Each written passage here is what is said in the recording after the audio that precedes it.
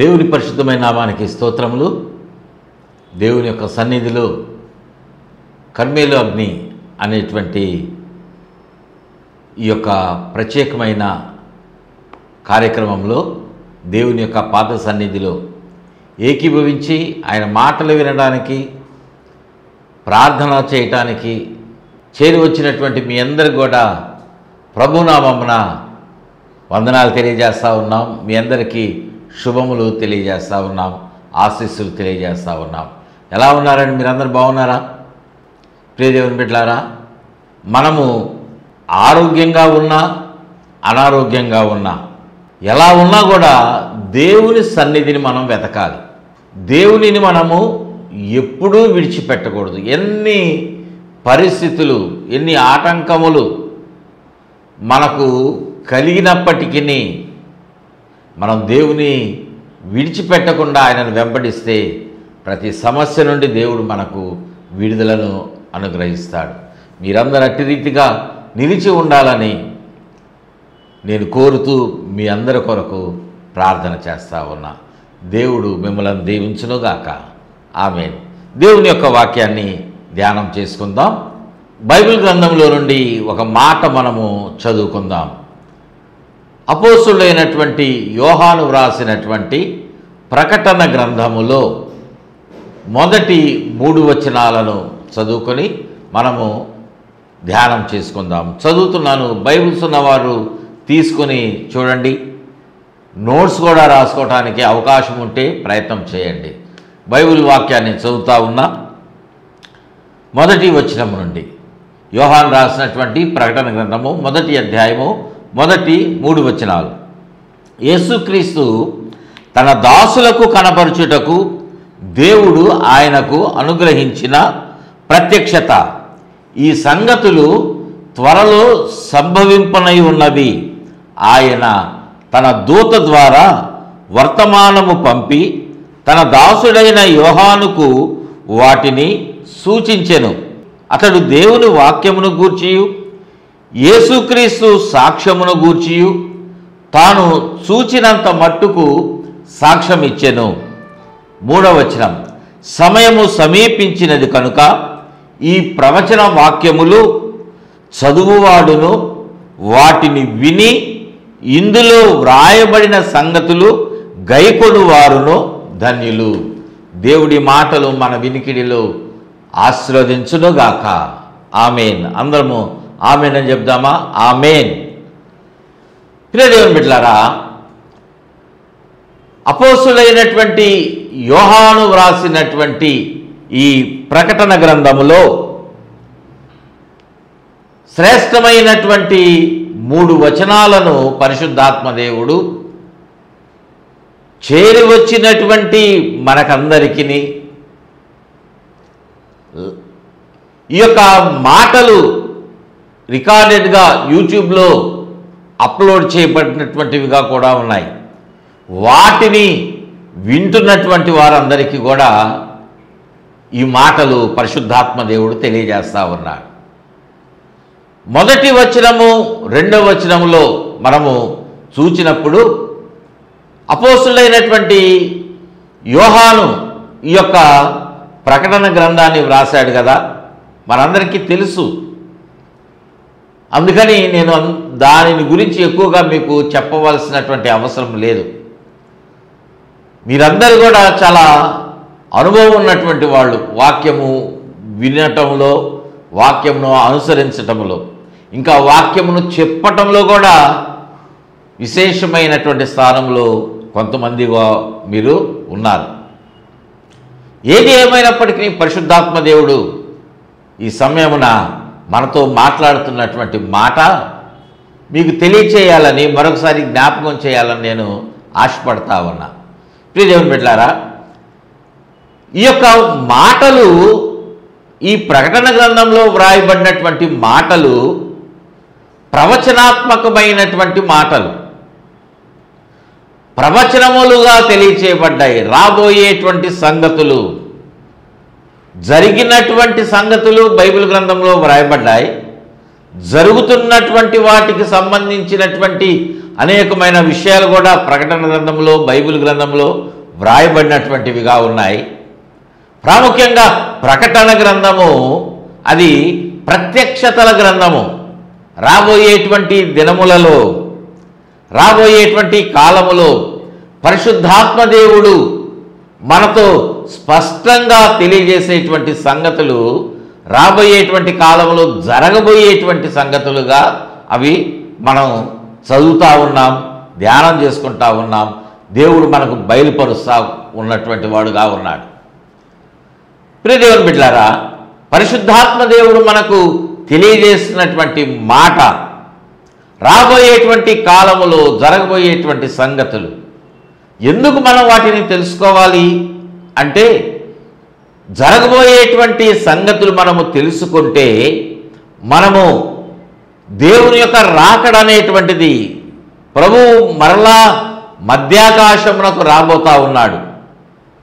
ఆయన ఎందుకొరకు వస్తూ ఉన్నాడంటే, ఆయన కొరకు ఎదురు చూస్తున్నటువంటి వారు, ఆయన మాట విని మాట ప్రకారంగా పాపక్షమాపణ బాప్టిజం పొంది ఈ లోకంలో భయముతో భక్తితో జీవిస్తున్నటువంటి వారు, ఎవరైతే క్రీస్తుని ధరించుకొనినటువంటి అనుభవంలో ఉన్నారో, క్రీస్తు యొక్క పరిచర్యలో పాల్గొంటున్నటువంటి వారుగా, సువార్త ప్రకటనలో సాక్షులుగా అనేక రీతులుగా దేవుని యొక్క పనిని నిర్వహిస్తున్నటువంటి వారుగా ఉన్నారు, ఎవరైతే దేవుని వెంబడించినటువంటి వారుగా ఉన్నారో, దేవునికి సాక్షులుగా ఆయన కుటుంబంలో బిడ్డలుగా ఆయనతో కలిసి జీవిస్తూ ఉన్నారో, ఆయన రక్తంలో కడగబడినటువంటి అనుభవంలో ఉన్నారో, వారందరినీ కూడా ఆయన మరలా తనతో పాటు తీసుకుని వెళ్ళటానికి ఆయన రాబోతా ఉన్నారు. ఇవి మనకి తెలిసినటువంటి మాటే. అయినా పరిశుద్ధాత్మ దేవుడు మరొకసారి జ్ఞాపకం చేస్తూ ఉన్నాడు. కొంతమంది తెలియనటువంటి వాళ్ళు, ఈ సందర్భం తెలియనటువంటి వాళ్ళు ఈ మాటలు వింటూ ఉండవచ్చు కూడా కదా. అందుకని వాళ్ళకి దేవుడు ఈ మాట చెప్తా ఉన్నాడు. ఆయన రాబోతా ఉన్నాడు. ప్రియ దేవుని బిడ్డలారా, ఆయన వచ్చినప్పుడు ఒక భాగం అయిపోయింది, వచ్చినటువంటి పరిస్థితి. మొదటి రాకడ, ఇప్పుడు రెండవ రాకడలో ఆయన రాబోతా ఉన్నారు. మొదటి రాకడలో ప్రభువారు ఈ లోకంలో జన్మించినటువంటి వారుగా ఉన్నారు. ఈ లోకంలో ఆయన నెమ్మది కలిగినటువంటి, ప్రేమను కలిగినటువంటి, ఒక దెబ్బ కొడితే రెండో దెబ్బ తినడానికి సిద్ధమైనటువంటి ఆయన, ఎవరిని కోపగించుకోనటువంటి, క్షమించినటువంటి హృదయము కలిగినటువంటి వానిగా ఆయన ఈ లోకంలో వచ్చారు, జీవించారు. ప్రియ దేవుని బిడ్డలారా, ప్రభువారు ఈ లోకంలో మొదటి రాకడలో ఆయన వచ్చినటువంటి వారుగా ఉన్నారు, మరలా ఆయన రాబోతా ఉన్నారు. ఇది సత్యము. నీవు నమ్మినా నమ్మకపోయినా, యేసయ్యను విమర్శించినటువంటి ఆ స్థితిలో నీవు ఉన్నా, ఇది మాత్రం జరుగుతున్నటువంటిదే, జరగబోయేటువంటిది. మెట్టుకు మనము సందేశంలోనికి వెళ్ళినట్లయితే రాబోయేటువంటి సంగతులు తన దాసునిగా ఉన్నటువంటి యోహానుకు దేవుడు ప్రత్యక్షపరిచినటువంటి వాడుగా ఉన్నాడు. దేవుడు అనుగ్రహించినటువంటి ప్రత్యక్షత అనేటువంటి పదము మొదటి వచనంలో వ్రాయబడింది కదా. అంటే ప్రత్యక్షత అంటే ప్రకటన, దేవుడు ప్రకటన చేస్తూ ఉన్నాడు. ప్రియ దేవుని బిడ్డలారా, ఏమని ప్రకటన చేస్తూ ఉన్నాడు అంటే, మూడవ వచనంలో ఆ యొక్క సందర్భం అనేటువంటిది వ్రాయబడి ఉంది. చూడండి, మరొకసారి ఆ మూడవ వచనాన్ని మనము చదివినట్లయితే అక్కడ దేవుడు చెప్తున్నటువంటి మాట, సమయము సమీపించింది కనుక. మొట్టమొదట అంటున్నాడు, సమయం ఎలా ఉన్నదంటే సమీపంగా ఉన్నది. సమయము సమీపంగా ఉంది. ప్రియ దేవుని బిడ్డలారా, చాలా దగ్గరగా ఉంది సమయం. కొంతమంది ఈ మాటను కూడా వ్యతిరేకంగా చూసేవాళ్ళు ఉండొచ్చు. ఓ, ఈ మాట మా తాత వాళ్ళ తాతల దగ్గర నుంచి మేము వాళ్ళ అబ్బాయికి వరుసగా ఒకళ్ళకొకళ్ళు చెప్తూ ఉంటే మా నాన్న కూడా ఇదే చెప్తున్నాడండి. సమయం సమీపంగా ఉంది, ప్రభువారు రాబోతా ఉన్నారని చెప్తా ఉన్నారు. ఆయన ఎప్పుడు వస్తాడు? యేసుక్రీస్తు అసలు వస్తాడా? ఆయన మర్చిపోయాడేమో. కొంతమంది విమర్శకులు మాట్లాడేటువంటి మాట, ఆయన వచ్చేటువంటి వాడైతే ఇంతకాలం ఉంటాడా? ఆయన అబద్ధం చెప్పాడేమో, మిమ్మల్ని మోసం చేస్తున్నాడేమో అని మరొక గుంపు. ప్రియదేవుని బిడ్డలారా, ఎవరికి ఇష్టం వచ్చినట్లు వాళ్ళు అనుకునేటువంటి మనస్సును కలిగినటువంటి వాళ్ళుగా ఉన్నారు.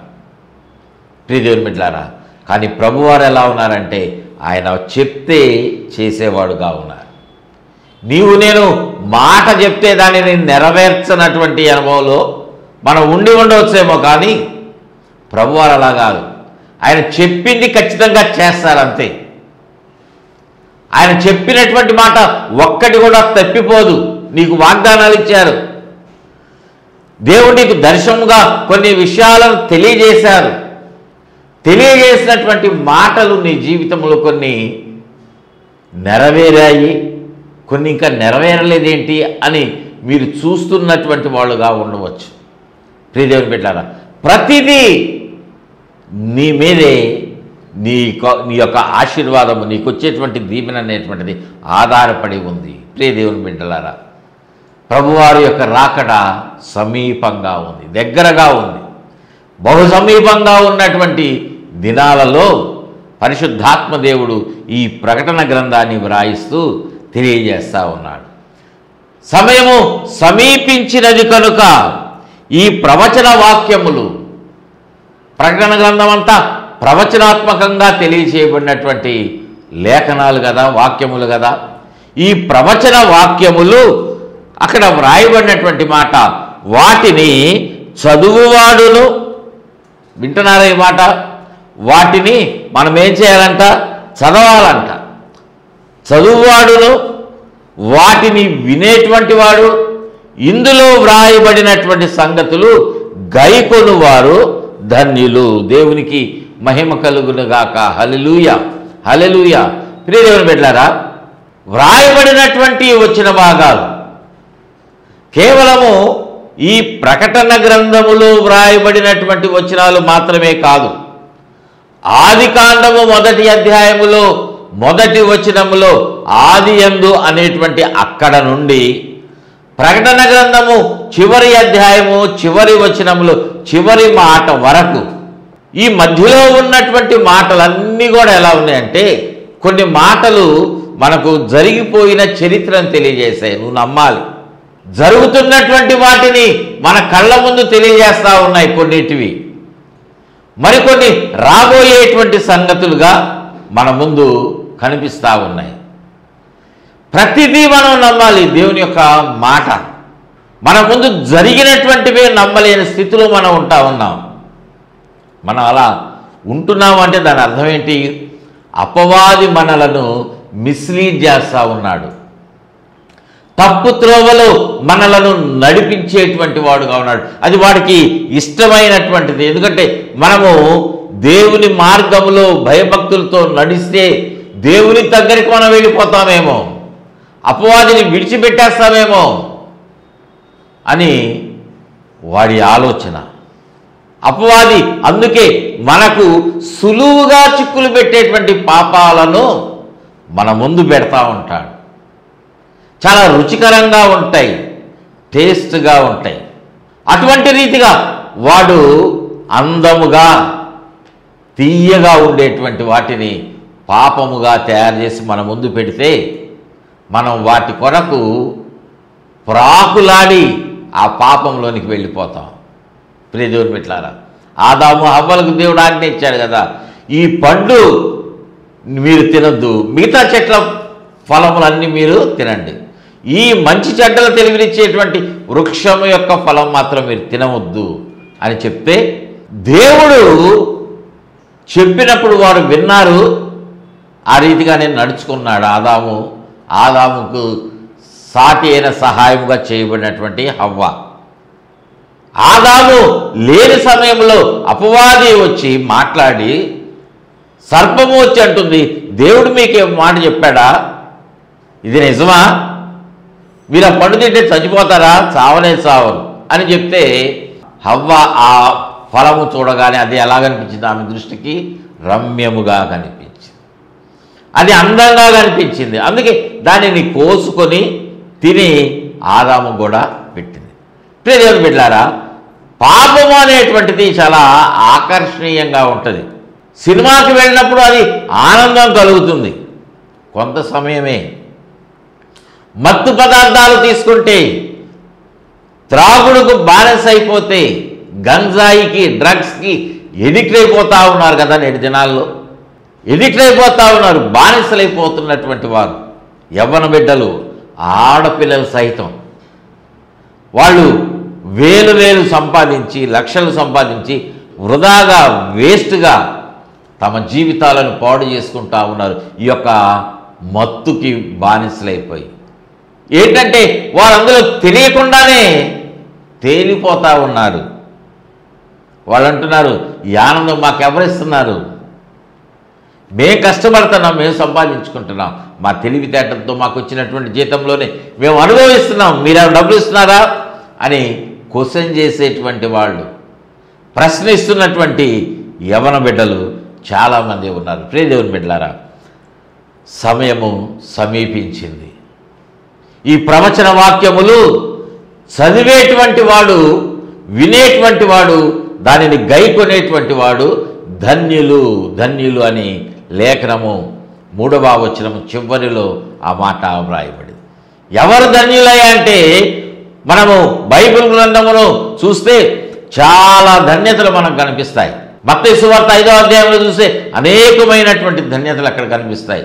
ఇంకా కీర్తన గ్రంథములో చూస్తే మరికొన్ని ధన్యతలు, లేఖనములో మనము వెతుకుతూ ఉంటే చాలా ధన్యతలు మనకు కనిపిస్తూ ఉంటాయి. ధన్యులు ఎవరు? ధన్యులు అంటే సాత్వికులు ధన్యులు, దేవుని యొక్క రక్తము చేత కడగబడినటువంటి వారు ధన్యులు, అనేకమైనటువంటి ధన్యులు. వాటిలో ఒకటి ఇక్కడ ఈ ప్రకటన గ్రంథంలో ఈ మొదటి అధ్యాయం 3వ వచనంలో వ్రాయబడింది. దానిని మనము అంశముగా నేడు ధ్యానం చేసుకుని పోతా ఉన్నాం కదా. ప్రియ దేవుని బిడ్డలారా, ధన్యులు ఎవరు? ధన్యులు అంటే ఈ ప్రవచన వాక్యములు చదివేటువంటి వారు ధన్యులు. నేను ఒక ప్రశ్న వేశాను అనుకోండి, ఇప్పుడు ప్రకటన గ్రంథం మీరు చదివారా అంటే కొంతమంది ఒక సమాధానం చెప్పేటువంటి స్థితిలో ఉంటారు. అన్న, ఆ ప్రకటన గ్రంథం మాకు అర్థం కావట్లేదు, అందుకే దాన్ని విడిచిపెట్టేశాం. మత్తయి సువార్త, మార్కు సువార్త, లూకా సువార్త, యోహాను సువార్త, అపోస్తుల కార్యములు ఇవన్నీ కూడా చదివాం. ప్రకటన గ్రంథం విడిచిపెట్టి ముందు వరకు చదువుకుంటా వచ్చాం. ఆదికాండం నుంచి అన్నీ చదువుతున్నాం. కొన్ని మధ్యలో ఆ యొక్క యెహెజ్కేలు గ్రంథము, జకర్యా గ్రంథము, లేకపోతే పరమగీతము, ఈ ప్రకటన గ్రంథము, ఇలాంటి గ్రంథాలు ఉన్నాయి కదా, వాటినే విడిచిపెడుతున్నాం. బైబిల్ అంటే మాకు చాలా ఇష్టమన్న మేము చదువుతున్నాం అని అనవచ్చు. కానీ ఇక్కడ వ్రాయబడినటువంటి మాట మీరు గమనించారా? ఈ ప్రవచన వాక్యములు చదువువాడు ధన్యుడు, దేవుని యొక్క మాటలు వినేటువంటి వాడు ధన్యుడు, వాటిని గైకొనేటువంటి వారు ధన్యులు. ఈ మూడింటిలో మొట్టమొదటిది దానిని చదివేటువంటి వాడు ధన్యుడు. ఈ మాట మనము కొద్ది నిమిషాలు ధ్యానం చేసుకొని తర్వాత రెండవ మాటలోనికి మనం వెళదాం. ప్రియ దేవుని బిడ్డలారా, మనము ధన్యులముగా ఉండాలనేటువంటిది అందరం కోరుకుంటాం. మీరు కోరుకుంటున్నారా లేదా? నేను కోరుకుంటా. నేను ధన్యుల లిస్టులో ఉండాలని నేను కోరుకుంటా, ఆశపడతా. మీరు కూడా కోరుకుంటారు. నేను బెస్ట్గా ఉండాలి అని కోరుకున్నటువంటి వాళ్ళు ఎవరైనా ఉన్నారా? మంచి ఫలితం మీరు పొందుకోవాలని మీరు దేవుని సన్నిధిలో ఏకీభవించారు.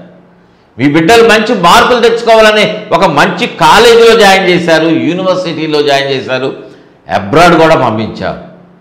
కొంతమంది యుఎస్ వెళ్ళారు, కొంతమంది ఆస్ట్రేలియా వెళ్ళారు, కొంతమంది లండన్ వెళ్ళారు. ఇట్లా రకరకాల ప్లేసెస్కి, దేశాలకు వెళ్ళి వాళ్ళు చదువుకుంటా ఉన్నారు. ప్రియ దేవుని బిడ్డలారా, ఎందుకంటే మంచి భవిష్యత్తు కొరకు, ఈ లోక సంబంధమైనటువంటి వాటి కొరకే మనం ప్రయాసపడితే ఈ లోక యాత్ర మనం ముగించిన తర్వాత మనకు ఉన్నటువంటి ఆ యొక్క భవిష్యత్తు కొరకు మనము ఇంకా ఎంత కష్టపడాలి ఆలోచన చేశారా? ఇంకా ఎలా ప్రయాసపడాలంటే ఆ ప్రయాసలో భాగమే ఈ యొక్క ప్రవచన వాక్యములు మనము చదవాలి. మనం చదవటం నీకు అర్థం కాలేదు, మళ్ళీ చదవండి, ప్రార్థనతో చదవండి, ప్రార్థనాపూర్వకంగా చదవండి. నేను ప్రార్థనాపూర్వకంగానే భయభక్తులు కలిగే చదువుతున్నానండి అని మీరు అనవచ్చు. ఈ లోకంలో మనకు అర్థం కాని విషయాలను తెలుసుకోవటానికి పిల్లలకి స్కూల్లో మార్కులు రాకపోతే ట్యూషన్కి పంపిస్తూ ఉంటాం కదా. మీ బిడ్డలు కూడా చాలామంది ట్యూషన్కి వెళ్తూ ఉన్నారు. మీరు కూడా ఒకప్పుడు వెళ్ళినటువంటి అనుభవంలో ఉండి ఉండొచ్చు కూడా. ప్రియదేవుని బిడ్డలారా, అక్కడ ఆ ట్యూషన్ మాస్టర్ని రాని సబ్జెక్ట్ అడిగి చెప్పించుకుంటూ ఉంటారు. అలాగే మనకు లేఖనాలు మనకు అర్థం కావడం లేదు అంటే మనం ఏం చేయాలి? పరిశుద్ధాత్మ దేవుని ప్రార్థనాపూర్వకముగా మోకరించి ఆయన సన్నిధిలో ప్రార్థన చేసయ్యా, నాకు ఈ మాట అర్థం కాలేదు, ఈ వచనం నాకు అర్థం కాలేదు, నాకు మీరు బోధించండి నాయన, నాకు మీరు తెలియచేయండి. మీరు మంచి బోధకులు కదా, రబ్బూని అని మిమ్మల్ని పిలిచారు కదా, మీరు బోధకుడు కదా, మీ అంత జ్ఞానం ఈ లోకంలో అసలు ఎవరికీ లేదు కదా. అర్థం చేసుకోవటానికి జ్ఞానము, గ్రహించేటువంటి హృదయము నాకు దయచేయండి నాయన. మీ పాదాలు పట్టుకుని అడుగుతున్నాను గోజాడి ప్రభువుని ప్రార్థన చేసి అడిగి అప్పుడు చదవండి. ఎవరు చెప్పినా దానిలో ఉన్నటువంటి భావన మీకు అర్థం కాకపోవచ్చేమో. ఎవరు చెప్పినా అర్థం కానటువంటి విషయాలు పరిశుద్ధాత్మ దేవుడు మనకు బయలుపరిస్తే, ఆయన మనకు బోధిస్తే వాటిని మనము జాగ్రత్తగా గ్రహించగలం. దేవునికి మహిమ కలుగును గాక. హల్లెలూయా, హల్లెలూయా. ఎందుకు మనము పరిశుద్ధాత్మ దేవుడు చెప్పినటువంటి మాటలు మనము గ్రహించగలము అంటే, ఈ లేఖనాలను వ్రాసినటువంటి వాడు యోహాను భక్తుడైనా, లేకపోతే ఈ ప్రకటన గ్రంథం కాకుండా మిగిలినటువంటి గ్రంథాలు, యెహెజ్కేలు గ్రంథము కానివ్వండి, పరమగీతము కానివ్వండి, జకర్యా గ్రంథము కానివ్వండి, యెషయా గ్రంథము కానివ్వండి, ఏదైనా సరే సువార్తలలో ఉన్నటువంటివి కానివ్వండి, ఏది మనకు అర్థం కాకపోయినా వ్రాసినటువంటి వాడు మానవుడైతే, ఈ మాట మీకు నేను చాలాసార్లు చెప్పాను కూడా, వ్రాయించినటువంటి వాడు పరిశుద్ధాత్మ దేవుడు. అందుకే వ్రాసినటువంటి వానికి తెలియనటువంటి సంగతులు కూడా వ్రాయించినటువంటి పరిశుద్ధాత్మ దేవునికి ఆయన సమస్తము ఎరిగినటువంటి వాడుగా ఉన్నాడు గనక ఆయన మనకు బోధిస్తాడు. దేవునికి మహిమ కలుగును గాక. హల్లెలూయా, హల్లెలూయా. ప్రియదేవుని బిడ్డలారా, అందుకొరకు మనం ఏం చేయాలంటే పరిశుద్ధాత్మ దేవుని సహాయంతో ప్రార్థనాపూర్వకంగా మీరు బైబిల్ చదవండి. ఈ ప్రకటన గ్రంథం మాత్రమే కాదు, బైబిల్ గ్రంథంలో ఎక్కడ మీకు ఏ వచనము, ఏ భాగము, ఏ విషయము ఏది అర్థం కాకపోయినా మీరు అడగండి పరిశుద్ధాత్మ దేవుని, ఖచ్చితంగా మీకు తెలియజేస్తాడు. ఆయన ఒక దర్శనం ద్వారా తెలియచేయచ్చు, స్వరము ద్వారా తెలియచేయచ్చు, లేకపోతే ఇతరులలో చెప్పేటువంటి వర్తమానములు ఆ మాటలే పరిశుద్ధాత్మ దేవుడు మీతో చెప్పడానికి ఆయన సిద్ధంగా ఉన్నాడు. ఒక మ్యాగజైన్ చదవటం ద్వారా మీకు చెప్పడానికి ఆయన సిద్ధంగా ఉన్నాడు. ప్రియ దేవుని బిడ్డలారా, మనము దేవుని యొక్క వాక్యాన్ని వినటము, చదవటము చాలా ఆసక్తిగా చేయాలి. అప్పుడు ఆయన మనకు అన్నిటినీ, ప్రతిదీ కూడా మనకు బోధించేవాడుగా ఉన్నాడు. దేవునికి స్తోత్రం చెల్లిద్దాం. హల్లెలూయా, హల్లెలూయా. ప్రియ దేవుని బిడ్డలారా, వ్రాయబడినటువంటి ఈ వచనాన్ని, ఈ వ్రాయబడినటువంటి యొక్క ప్రకటన గ్రంథము 1వ అధ్యాయములో 3వ వచనాన్ని మనము ధన్యుల గుంపులో ఉండాలంటే మనం ఏమి చేయాలంటే, సమయము సమీపించిందని మొట్టమొదట గుర్తుపెట్టుకోండి. ఈ ప్రవచన వాక్యములు తన దాసుడైనటువంటి యోహాను ద్వారా చెప్పినటువంటి ఈ ప్రవచన వాక్యములు ఆయన చూచినటువంటిది, విన్నటువంటిది, సాక్ష్యం ద్వారా తెలియజేసినటువంటి ఈ ప్రవచన వాక్యములు మనము చదవాలి. చదివితే నువ్వు ధన్యుడివి. అర్థం కాలేదు, మళ్ళీ చదువు.